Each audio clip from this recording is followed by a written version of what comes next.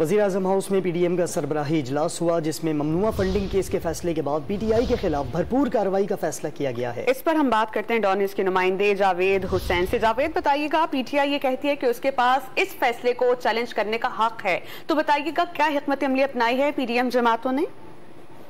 जी देखें, ये वज़ीर-ए-आज़म हाउस में आज एक हंगामी इजलास जो है वो वज़ीर-ए-आज़म शहबाज शरीफ की दरख्वास्त पर जो है वो तलब किया गया था, जिसमें तमाम पीडीएम के सरबराहान और जो हुकूमती इत्तेहादी हैं उनके सरबराहान ने इसमें शिरकत की।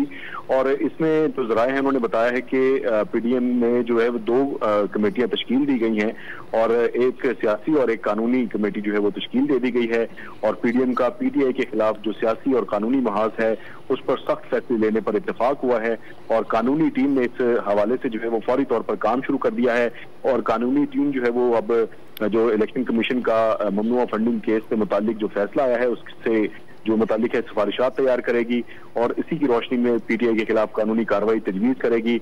और इन तमाम तजावीज़ को जो है वफाकी काबीना से मंजूरी भी इसकी ली जाएगी। इस हवाले से सिफारिशात मुरतब करने पर काम कमेटी ने शुरू कर दिया है। दूसरी जानिब जो सियासी कमेटी है वो सियासी महाज पर जो इकदाम हैं उसकी तजावीज़ तैयार करेगी और इलेक्शन कमीशन के फैसले पर कानूनी टीम की राय की रोशनी में काबीना से मंजूरी ली जाएगी। और इस हवाले से जो एजेंडा है उसको मुकम्मल करने के लिए कल भी दोपहर 2 बजे पीडीएम का सरबराही इजलास वज़ीर-ए-आज़म हाउस में रखा गया है और उसमें मजीद जो है वो चीजों पर गौर किया जाएगा।